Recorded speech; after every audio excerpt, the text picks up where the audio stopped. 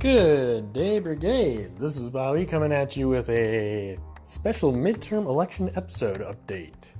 Basically, what we're going to be talking about is midterms results so far, what's going to be happening there, and what we can start to extrapolate from all this.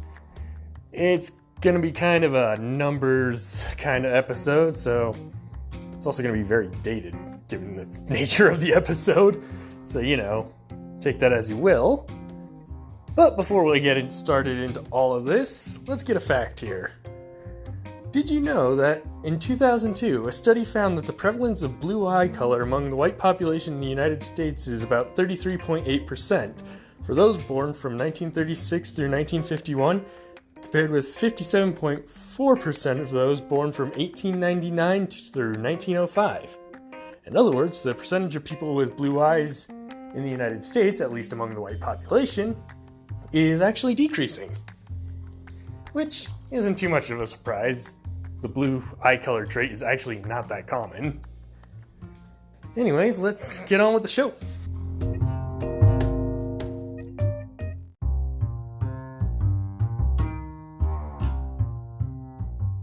Alright, so we've decided to make the music a little more upbeat, especially since the topic is going to be pretty numbers heavy, and numbers can be pretty boring if you really don't know what to look for and all that, or it's just not your thing. So let's hope this keeps you up.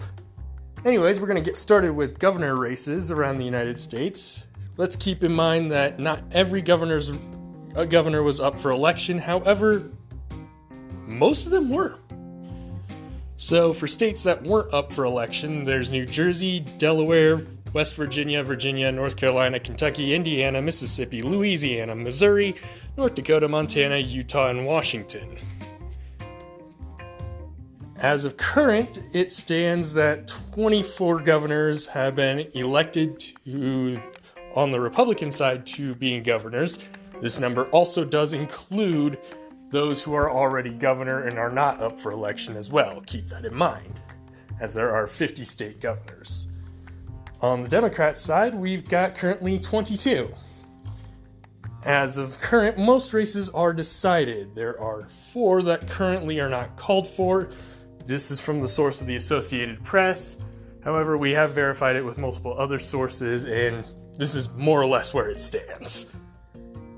As of current, the 4 states that don't have a governor decided quite yet are Arizona, Nevada, Oregon, and Alaska. So, let's get started with Alaska. To start off, Alaska uses a ranked choice voting system. So this means that parties can run multiple candidates and people vote by ranking their preferred choices. Usually this will often mean that they're probably going to pick their preferred party first and any independents or things like that. This does give a better chance for third parties to go to, but in the United States, there's a very heavy two-party mentality, so it's probably not going to bear a lot of fruit at first. Anywho, let's get on into it. In first place, and likely to win, especially with the percentage of the vote, with 75% reporting, so this race is not done yet and it could still change, is Mike Dunleavy of the Republican Party, with 52.1% of the vote, with 111,761 votes total. Then there's Les Gara of the Democratic Party, with 23.1% of the vote and 49,535 votes. And then, here's where the ranked choice makes things a little bit interesting. You have Bill Walker, who is running on a nonpartisan ticket, who has 20.1% of the vote, with 43,142 votes total, putting him not too far behind the second place with the Democrat. And below him is another Republican, Charlie Pierce, with 4.6% of the vote, 9,771 votes, likely due to the fact that Mike Dunleavy is probably the preferred choice of the party and probably the endorsed candidate by you-know-who. But it shows an interesting thing with Alaska, because as they have ranked choice voting, it is given a third party, or in this case, a nonpartisan individual, a very real opportunity of staying competitive within the race. So much so that they've actually garnered 20% of the vote. It's impressive, really, and part of the reason why a ranked choice voting system is great. At least a good start for the United States. Moving on to our second race, it looks like Oregon has actually just been called. Keep in mind, we are doing this right now at 6:02 p.m. Mountain Standard Time. Looks like Ron Wyden has just been declared with 55.4% of the vote, 837,653 votes, 69% reportings, against Joe Ray Perkins of the Republican Party with 41.8% of the vote, 631,890 votes total. And, well, if you'd like to know the next two closest, Chris Henry of the Progressive Party, holy crap, they're still around somewhere, with 1.7% of the vote and 26,787 votes, and Dan Pulju of the Pacific Green Party. A lot of interesting history on that one, I bet. With 1.1% of the vote and 16,768 votes. So Oregon has just called it for the Democrat. That turns a solid blue Pacific if you don't count Alaska. So the next race going on, which hasn't been called yet, 77% reporting, still not a called race yet, and for very good reason, you're about to find out, it's very close. So far leading is Adam Laxalt with 49.9% of the vote and 418,461 votes. Fun fact, Adam Laxalt is largely seen as the successor candidate to the previous Republican governor of Nevada. So it's not super surprising that he has that little bit of an edge. Following close behind him, and this has been a very closely watched race around the country, is Catherine Cortez Masto, I'm sorry I probably mispronounced that, of the Democratic Party with 47.2% of the vote, or 395,866 votes total. So, yeah, it's pretty close. With 77% reporting, it's still understandable why they haven't called it yet. If you're curious, third place is none of these candidates. Yes, in Nevada, you can vote for nobody. That is an option. With 1.1% of the vote and 9,645 votes total. Good on you, Nevada. You have that right and you should choose it. Behind that is Barry Lindman of no party preference, so another nonpartisan, with 0.7% of the vote, 6,085 votes total. And behind him, Neil Scott of the Libertarian Party with 0.6% of the vote and 4,788 votes. Kind of surprised nobody is in third place. Quite literally nobody. Oh, sorry, that was the Nevada Senate race. I got mixed up. My apologies. Also, that was the Oregon race that was just called for in the Senate. My apologies again. The Oregon governor race, let's go back to that while I don't mess up again, hopefully. We have Tina Kotek of the Democratic Party with 46.8% of the vote, or 734,011 votes total.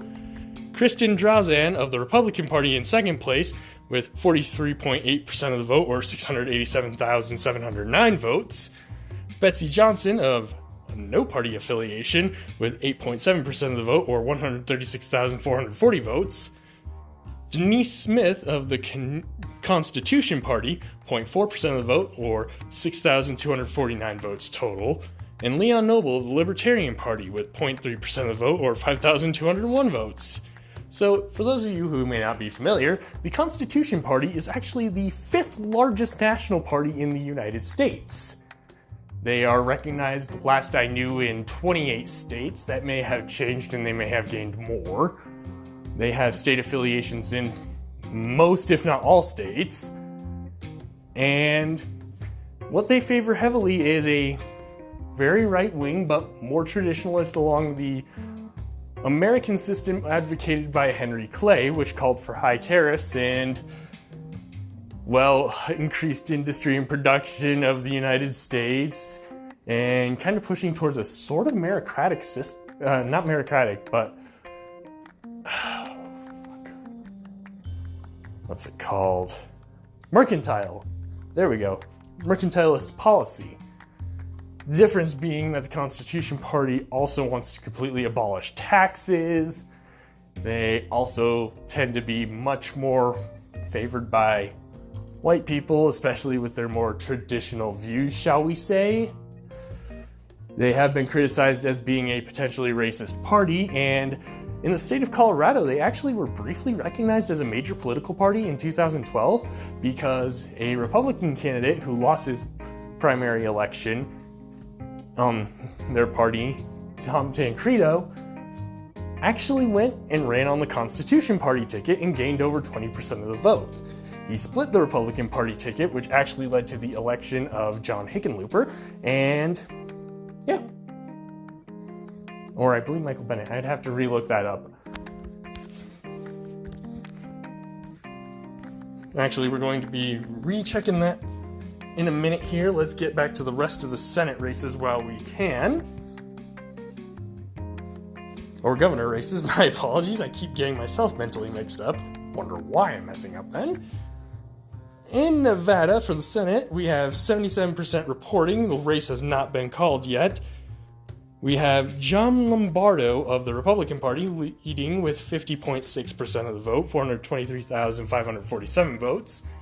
Steve Sisolak of the Democratic Party with 45.8% of the vote and 383,835 votes.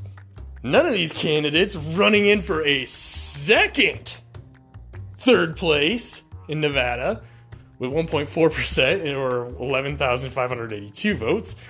Brandon Davis is in fourth with 1.3% or 10,850 votes. He is of the Libertarian Party. And Ed Bridges of the Independent American Party, that's a new one to me, is in fifth with 0.9% of the vote or 7,838 votes. So that's how that Nevada's looking so far. In Alaska, we got Katie Hobbs with 50.2% or 920,717 votes. And Kari Lake is trailing behind with 49.8% or 912,649 votes. Arizona is not running any third-party candidates. It is a very one or the other kind of situation right now here.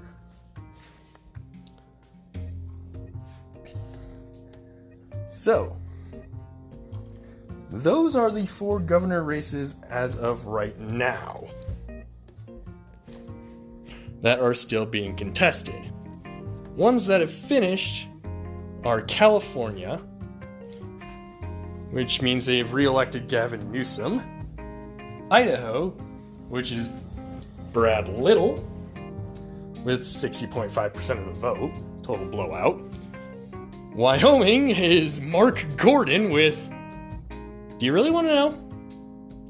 78.7% of the vote. Yeah, remember when I said there's basically no Democratic Party in Wyoming?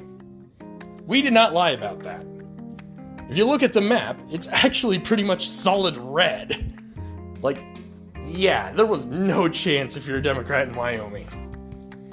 In Colorado, Jared Polis wins re-election against Heidi Ganahl, who bought into the whole litter box conspiracy, with 57.2% of the vote, breaking 1,164,265 against Heidi Ganahl's 826,211. And Kevin Ruskuski of the Libertarian Party took third, with 1.1% of the vote, or 21,824. Danielle Nushwanger of the American Constitution Party, an affiliate of the Constitution Party, took fourth with 0.9%, or 17,390% of the vote. And Paul Fiorino of the Unity Party took 0.2% of the vote with 4,854 votes. In New Mexico, Michelle Lujan Grisham took 51.9% of the vote, 368,474 votes total, beating out both the Republican Mark Ronchetti with 45.6% of the vote, 323,925 votes. And Karen Badani of the Libertarian Party with 2.4%, or 17,323 votes. Gary Johnson was actually the Libertarian governor of New Mexico for a little while, so the Libertarian Party does have a little bit of a foothold there. Anyways, after exploring a few others, let's see. Pennsylvania, we got Josh Shapiro, which was also a closely watched race, winning with 55.9% of the vote, 2,931,714 votes, against Douglas Mastriano with 42.3% of the vote, or 2,217,847 votes. There's a lot of people who live in Pennsylvania. There's Matt Hackenberg of the Libertarian Party taking third with exactly 1% of the vote, or 50,664.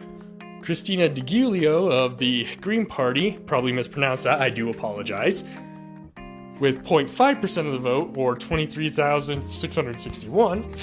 And Joseph Solosky of the Keystone Party of Pennsylvania. Ooh, that's an interesting one. Fun fact, Pennsylvania is known as the Keystone State, and is also one of the largest oil producers of the United States. Or at least was historically. So, one more race for you. We'll take a look at Ohio, because that was also another closely watched one. It was Mike DeWine winning, at least at first.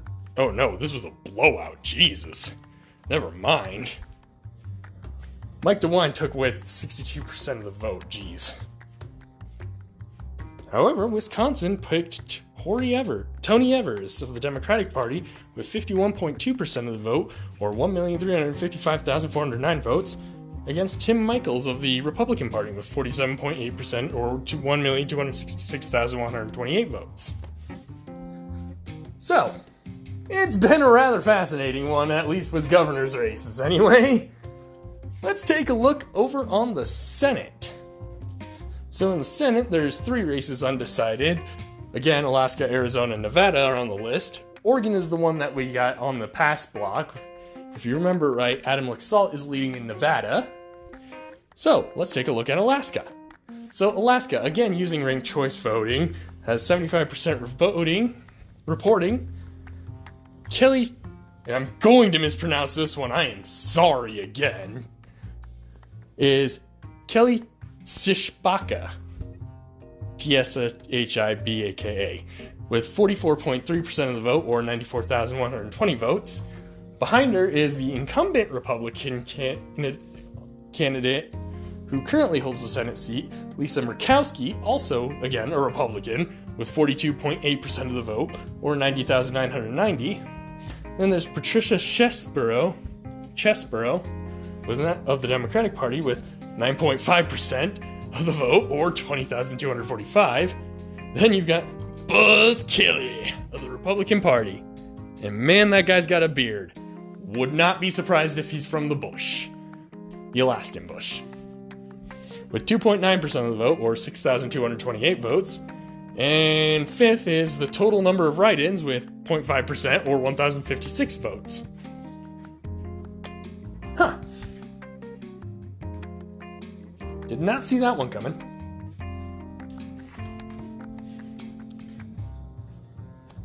So, in Arizona, right now we've got Mark Kelly with the lead, 67% reporting, so this is going to be a long night in Arizona. Again.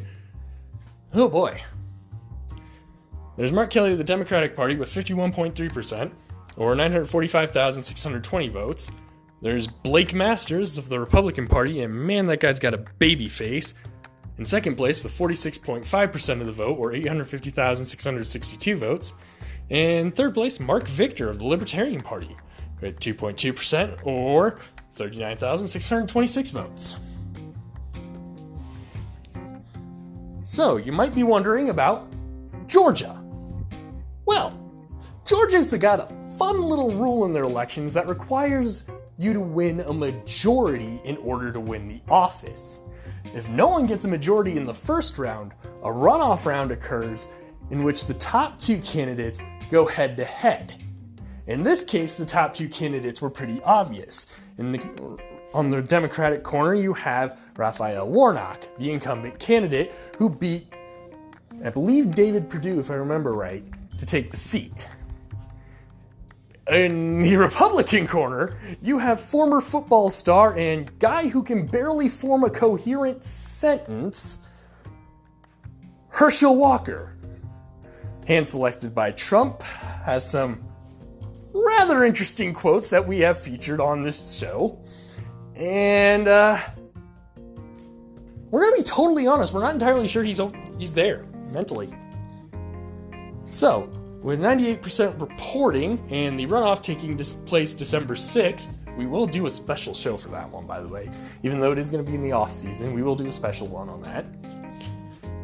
We've got Raphael Warnock, who took the first place with 49.4% of the vote, or 1,941,499 votes.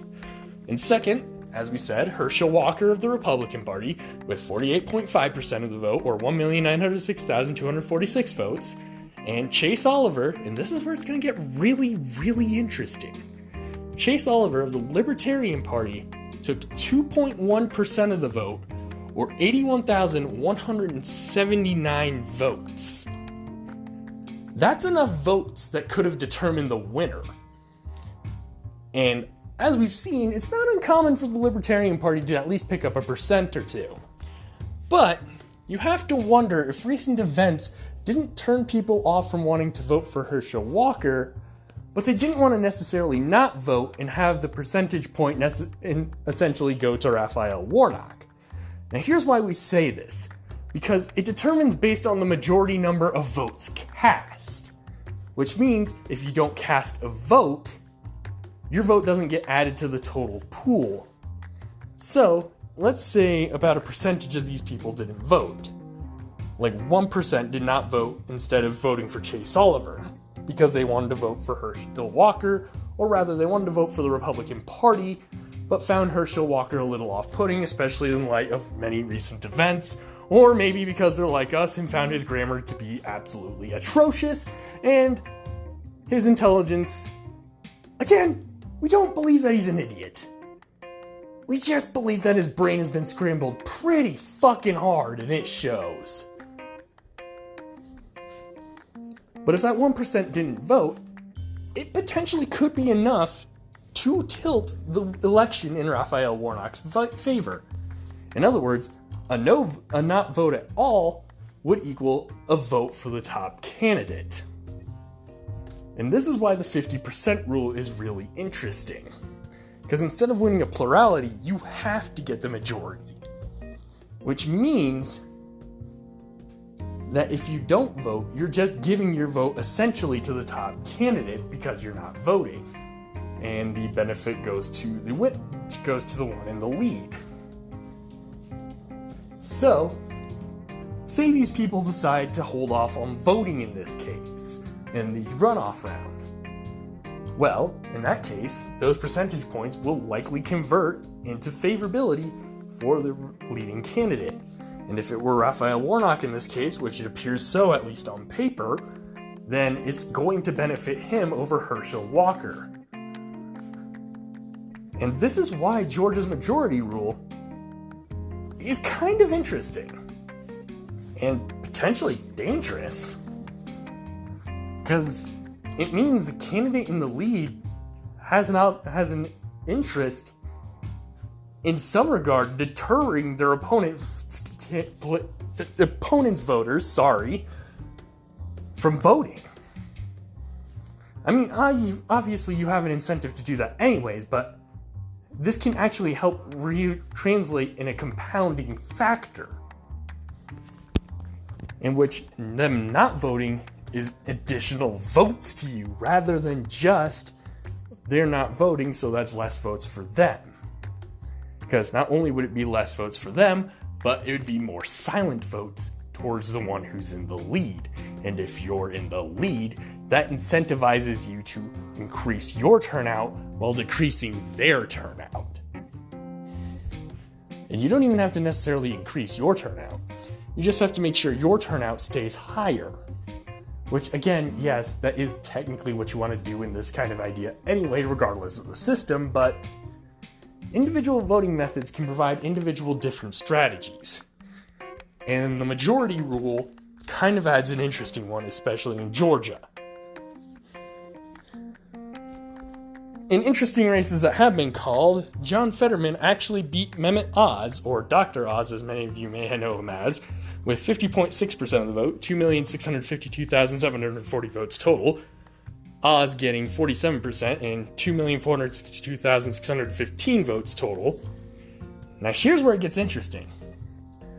Supposedly, and this is what we've been hearing through the grapevine, so take this with a grain of salt, though we do have a confirmed news source on this first bit, Mehmet Oz called Fetterman to formally concede.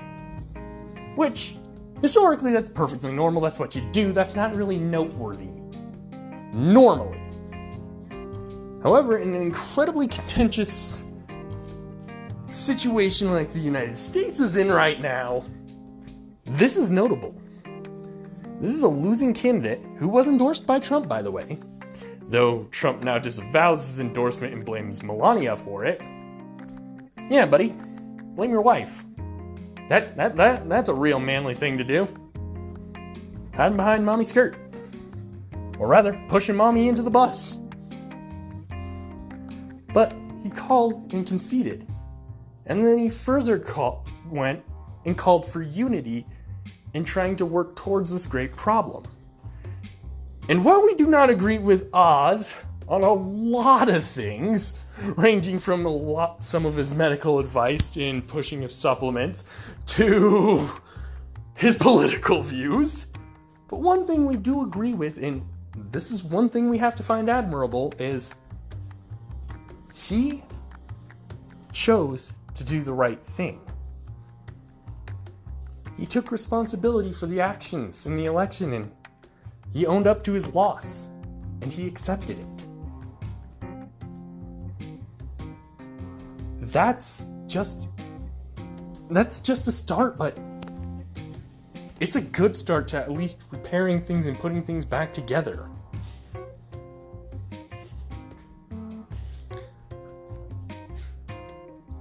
And back into where we were going with these stories here. In New Hampshire, we have a winner, and this was also a well-watched race. We have Maggie Hassan winning of the Democratic Party with 53.4% of the vote, 332,180 votes total, to Donald Bolduc's Republican Party votes of 44.6% and 268,990 votes, and Jeremy Kauffman of the Libertarian Party picking up 2%. He also has a hella beard, by the way, with 11,795 votes. And you might be wondering, man, Libertarian Party seems to be prevalent, yet at the same time, not really effective at winning elections. And the answer to that is yes and yes. See, the Libertarian Party was founded in 1970. So, they've been around for quite a while. They've been playing a long game, and they have a long strategy that they're working. And in the meantime, they've been trying to influence right-wing politics to a degree. In fact, if you're familiar with the think tank, the Cato Institute, that is a libertarian think tank supported by the Libertarian Party.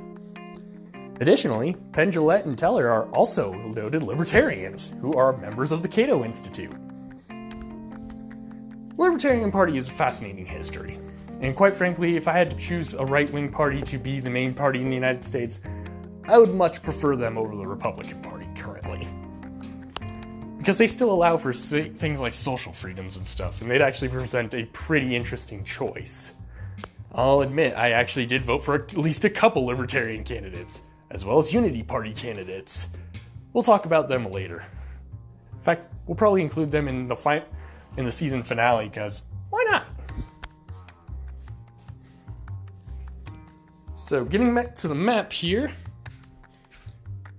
notable yet not really heavily watched race, though kind of watched race, Michael Bennet of the Democratic Party in Colorado won with 54.5% of the vote, or 1,105,913 votes, against Trump critic Joe O'Dea of the Republican Party with 42.8% of the vote, or 868,365 votes.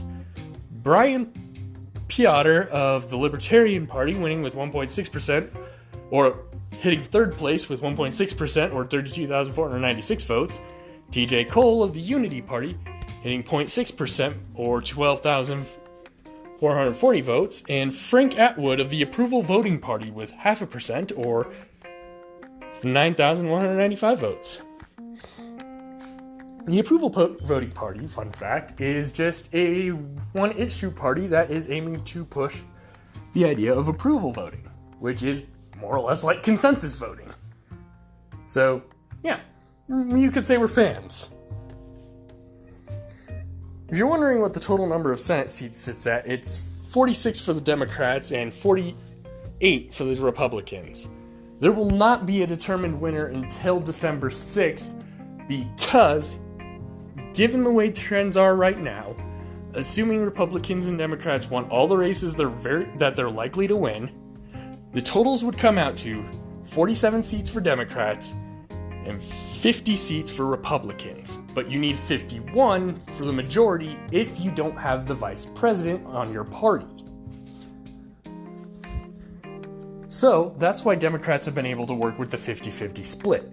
Technically they don't have the majority, but since they have the president pro tempore, or the president of the Senate, aka the vice president, they have the ability to push their agenda and argue the majority because the vice president does get a vote, but he only gets a vote in the event of a tie. Which, with the Senate, is inevitable because every state gets 2 senators. Sounds like there might be some problems here, right?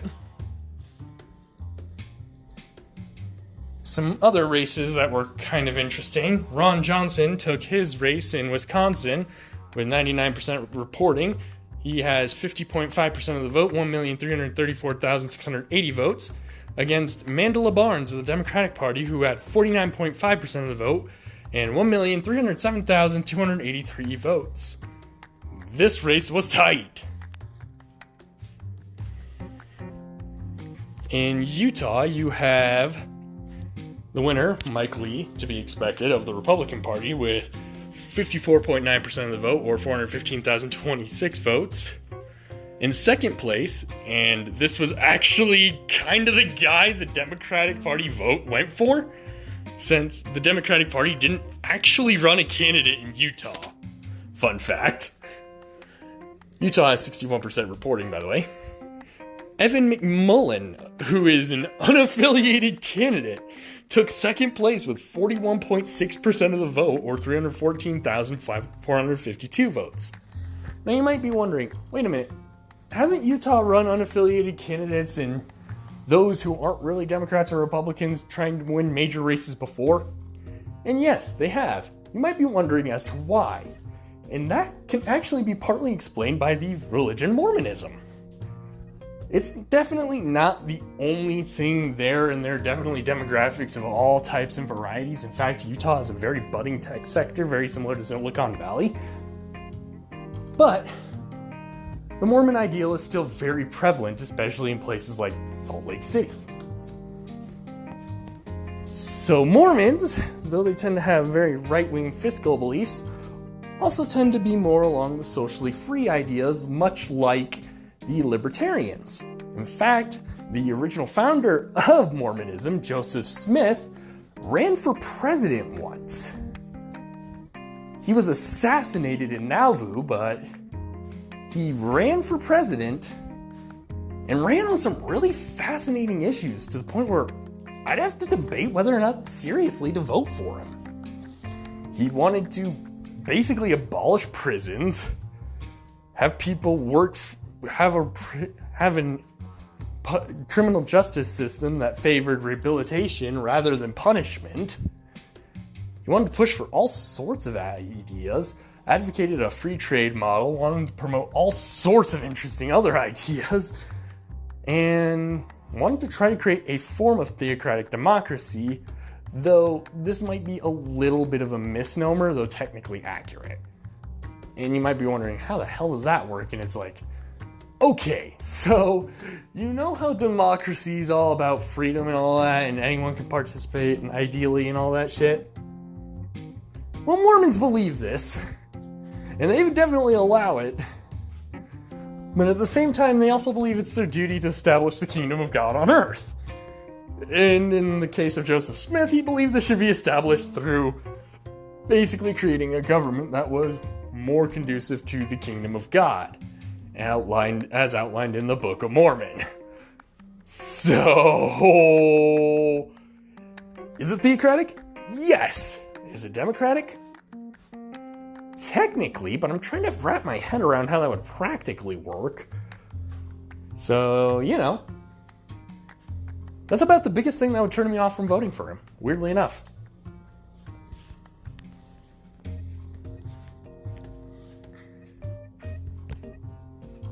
Anywho, let's see. One more notable race. Let's go to Florida. Well, Florida's kind of a blowout. The incumbent candidate, Marco Rubio, has been declared the winner with 99% reporting. If you're wondering how Florida's able to do this so quickly, Florida's got a bit of a history with voting irregularity, and they have, as a result, mastered the art of voter security and getting votes counted efficiently and effectively.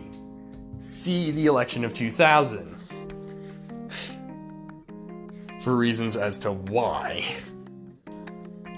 So, Marco Rubio took 57.7% of the vote, or 4,469,878 votes. In second place was Val Demings of the Democratic Party, with 41.3% of the vote, or 3,197,133 votes. Third place was Dennis Misagoy of... Misagoy? It's spelled with a G, but I have no idea if it's supposed to be pronounced like a J. Anyways, sorry if I mispronounced it, I probably did, of the Libertarian Party, 0.4%, or 32,101 votes. Then there's Stephen Grant of no party affiliation, with 0.4% of the vote, or 31,761. And then, in fifth place, probably the coolest name so far that we've had in the races, is Tuan Nguyen of no party affiliation, with 0.2% of the vote, or 17,338 votes. You go, Mr. Nguyen. So, let's move on to the House. So, to start off, we're going to qualify this with saying we are not going to go over every single goddamn House race, because there are 435 of them, and my god, we do not have that time.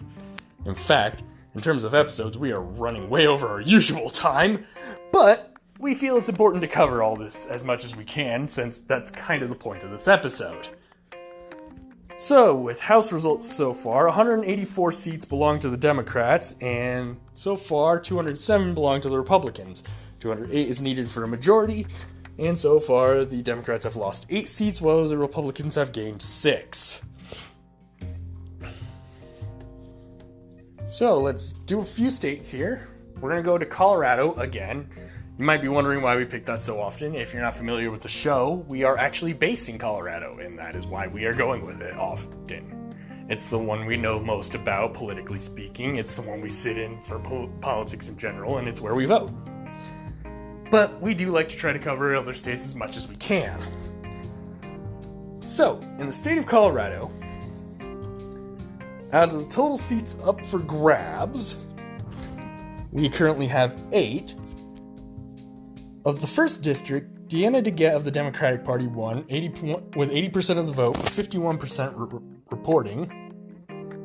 Of the second district, Joe Neguse, sorry if I mispronounced that, of the Democratic Party with 69.2% of the vote, with 82% reporting.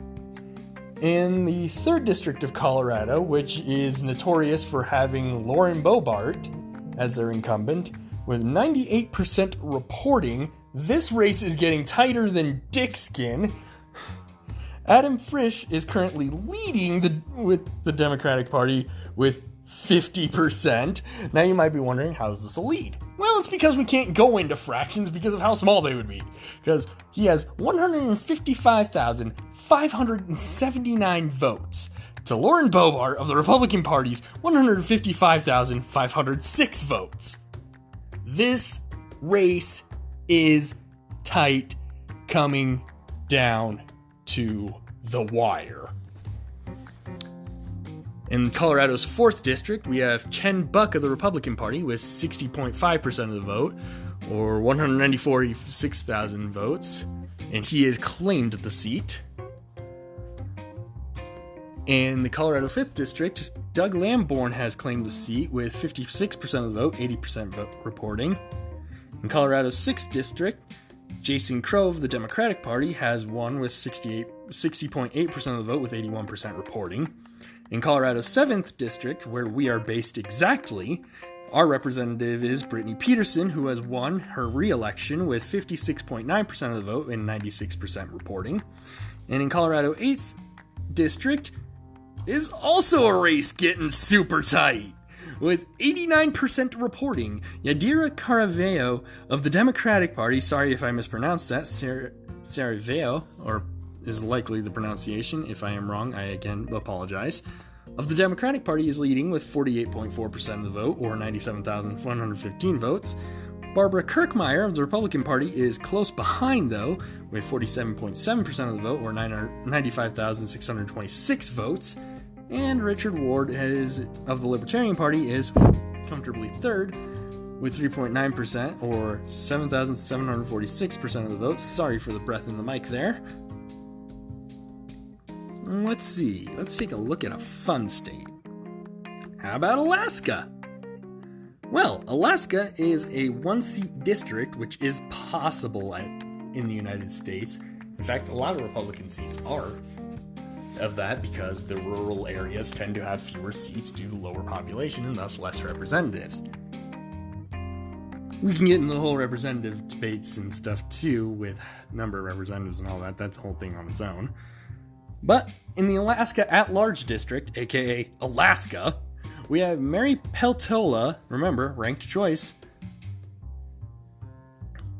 taking the lead with 75% reporting, 47.2% of the vote, or 101,236 votes. And while they technically can't claim it, she's got this in the bag. Her next closest is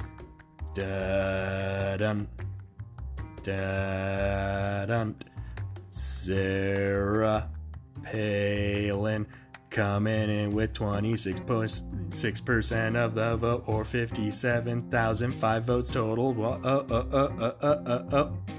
Sorry, we got a little bit bored there. But, Sarah Palin, let's say, fairy godmother of the Tea Party, because holy crap, she's insane, is in second of the Republican Party. Nick Begich of the Republican Party is in third with 24.2% of the vote. Looks like the Republican Party vote has completely split due to Sarah Palin, and while she hasn't taken it yet, it is likely that Mary Peltola will take the seat of Alaska at large. Yeah. So that's where we're at with Alaska. In Arizona, we got some interesting races, I'm sure. We've got Jevin Hodge leading for the Democratic Party in the 1st District of Arizona, 50.9% vote of the vote, 69% reporting. Arizona has 9 districts, by the way. In Arizona's 2nd District, Eli Crane of the Republican Party is leading with 53.7% of the vote, 87% reporting. In Arizona's 3rd District, Ruben Gallego of the Democratic Party has claimed victory with 76.1% of the vote, 69% reporting. In Arizona's 4th District, Greg Stanton of the Democratic Party is in the lead with 56.8% of the vote, 69% reporting. In Arizona's 5th District, Andy Biggs has claimed victory of the Republican Party with 55.8% of the vote, 71% voting. We'd like to note right now, while we are saying claimed victory, we're not saying that the candidate has claimed victory. We're rather using it as a figure of speech to say that victory has been declared for this person. We hope you understand this and that this is not going to be a bit confusing. We know we've mentioned this a bit late in the episode, and we do apologize for that. Juan Ciscomani of the Arizona 6th District is leading with the Republican Party at 51.5% of the vote, 77% reporting. In Arizona 7th District, we got Raul Grijalva, sorry, I probably mispronounced that, of the Democratic Party, who has won with 62.8% of the vote, 75% reporting. And Arizona's 8th and 9th districts, we've got Debbie Lesko and Paul Gosar just taking their seats. They have no opposition. So, they get to take their seats for free. In Nevada, we have 4 districts due to the population. In Nevada's 1st district, we've got Dina Titus of the Democratic Party leading with 50.3% of the vote, 80% reporting. In Nevada's 2nd district, Mark Modi is claimed victory, or taken victory, with 63.5% of the vote, 71% reporting. In Nevada's 3rd district, Susie Lee of the Democratic Party with 50.4% of the vote, 80% reporting. And in Nevada's 4th district, Stephen Horsford of the Democratic Party winning with 51.5% of the vote, 80% reporting. Let's see. One more. We're going to choose between Ohio, Pennsylvania, and Wisconsin. Let us go Ohio. Because we've chosen the other 2 and we faked out on Ohio, so let's go for real on Ohio. So, Ohio is done voting. They've already got all their district seats determined.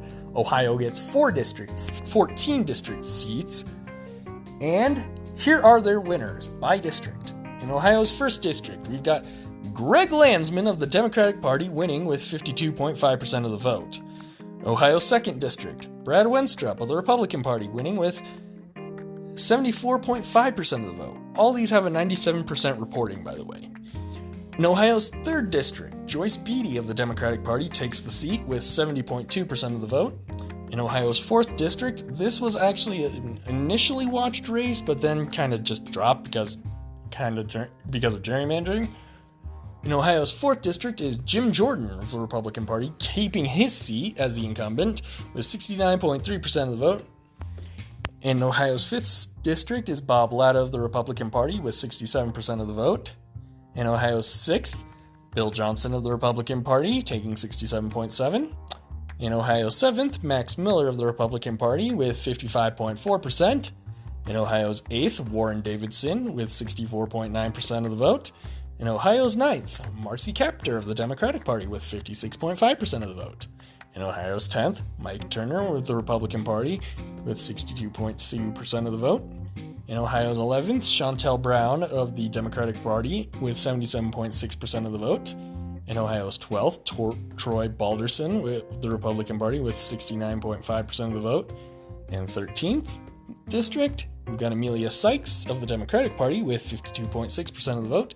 And in Ohio's 14th, David Joyce of the Republican Party with 61.9% of the vote. 3, 4, 5, 6, 7, 8, 9. So, of the 14 seats, the Republicans claim 9, making Ohio lean towards the Republican Party a little bit. Which is kind of interesting, actually. So, to finish up here, we're going to go into a little bit of what we've noticed through this particular midterm time around and what seems to be happening with the map trend overall.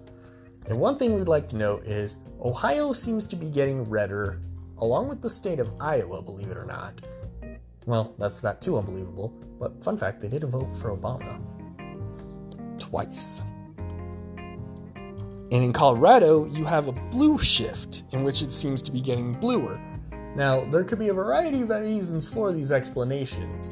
One, in Colorado in particular, we tend to have more of a moderate tendency overall, and 40% of our state is on the independent list for affiliation, which means we are unaffiliated. This was a last estimate from a few years ago, so this number is undoubtedly changed, by the way. But that's where it sat a few years ago. I don't know much about the demographics of Ohio, and it's been a long while since we've had to deal with the demographics of Iowa, but it seems to be that the shift is moving towards more of a right wing. But the question is, why right wing? And is it more of a social issue or more of an economic issue? And with Ohio, I think it's more of an economic issue, whereas Iowa, it's more on the social issue. And why we say that is because Ohio, economically speaking, is actually pretty predominant. They sit in the midst of the Rust Belt. They are one of the more heavy industrial states, at least historically. They sit pretty well situated on the Great Lakes for trade between the States and Canada, and at least historically, the Great Lakes region has been pretty popular for things like labor unions and movements of labor in favoring growth of industry and such. Some of these ideals, such as the growth of domestic industry, being taken up by the Republican Party, at least in name. In the state of Iowa, we believe it's more of a social issue. We actually lived in Iowa for quite a while, and they are very heavily agrarian. This should not come as much of a surprise to anybody. In fact, Iowa has among the most evenly distributed populations in the United States. And the major cities aren't really that major. I mean, you may know of Des Moines, you probably know the city of Cedar Rapids through the movie Cedar Rapids, which was not filmed at all in Cedar Rapids. Cedar Rapids is very different. You probably even know Davenport if you're familiar with baseball. That is actually where the Field of Dreams is located. You know what else is located there? A shit ton of corn. And a gas station and a couple things, but not a lot. But it seems to be more of a cultural shift, especially since they have more of the rural mentality, and thus they want to stick with their own in terms of defending the rural interests, which seems to be, yet again, another plank taken up by the Republican Party, at least in name. And this is why we often see the Middle America regions tending towards the red, because the rural and agrarian societies of these areas feel that they are being more favored by the Republican Party as opposed to the Democratic Party. And honestly, when it comes to the agriculture and such, this might be a point where the Democratic Party might want to reconsider looking at this. In terms of the Republican side, they might want to reconsider their path that they're taking down with the whole Trump philosophy, as initially, it was widely believed, at least towards the beginning of this election cycle, that the Republican Party was going to dominate. It was their race to lose. They were going to take both houses quite easily and possibly knock out the Democratic Party heavily. But over time, they kept making very unpopular, very controversial decisions, peeling towards their more radical base and ignoring the more moderate ideas and beliefs of the people who got them there in the first place. And in this case, it's come to bite them back in the ass a little bit. So instead of having an absolute landslide, we have a Senate that won't be determined until December 6th, and while the Republicans seem to be leading and probably will take the majority in the House, it's incredibly likely that they're not going to get a huge majority, and thus, while they may be able to get stuff through, it may be almost impossible to actually get any realistic legislation or change passed. However, Kevin McCarthy is almost undoubtedly going to be investigating Joe Biden for something. I'm guessing they're doing this mostly as a service to the MAGA base, which, honestly, they really should reconsider this strategy. No, it probably won't be good for them in the long term, especially since they'll cause a fractal split, but they shouldn't be appealing to the radical, especially as of current they have the advantage of Duverger's law, which would force a strategic voting interest. So, in conclusion, we can find that where someone had a huge advantage, they made a bunch of controversial decisions and completely fucked it up. And on the other hand, we have a group of people who have historically just gotten their asses kicked right now and have come back, realize they need to ground their ideals more with the people as a whole. And this is kind of one of the biggest problems with the two parties in the American Union, is they don't really appeal to the ground common people. They just appeal to the people who are going to give them money and give them the power to get those votes. And with voter apathy having been at a historic all-time high before all this stuff, this is kind of the trend you would expect. And part of the reason why a two-party dominant system is probably what's going to help us in the long term, and why voting reform and change needs to happen. I mean, we've even seen it in Alaska. While there's still major two parties, there are people who are actually starting to gain ground in these ranked choice states. You've seen that there was an unaffiliated who took second place in one of the Alaskan elections, in the governor election, I believe, if we can go back. You can rewind if you wish. But the point is, until real change starts to occur, and until we actually start to make those changes and people start to push and advocate for those, things are only going to get worse. And it's only going to get more and more on this even split as we hit this equilibrium of We believe in these things, you believe in those things, and these differences are irreconcilable. That's kind of scary. Anyways, if you made it this long, thank you. This is by far our longest episode and almost an hour long. Holy Jesus. If you like this, share it. If you didn't like it, please share it anyway. It's going to get a bit dated pretty quickly, so, keep that in mind. All of our stuff started around about 6 o'clock when we started reporting on all of this. A lot of these are marginal changes that have occurred still. Most of these things that we've mentioned are at least still true as of this time, 6:52 p.m. And anyways, thanks. Have a great night, pleasant tomorrow, and those who wish not to be tread on should mind where they step.